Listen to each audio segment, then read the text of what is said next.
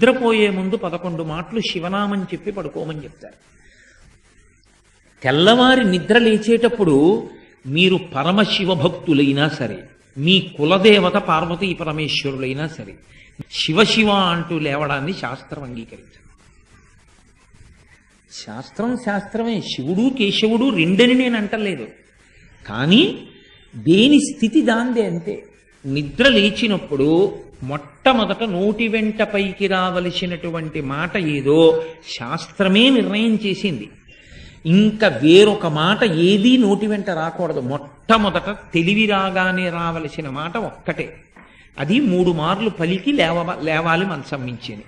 శ్రీహరి శ్రీహరి శ్రీహరి అన్నారు. 3 మాటలు శ్రీహరి అన్న నామం చెప్పి మాత్రమే లేవవలసి ఉంటుంది. అంటే జాగృతి ప్రారంభమైంది. నిద్ర లేచాడంటే రక్షణ చెయ్యవలసినటువంటి వాడు శ్రీ మహావిష్ణువు.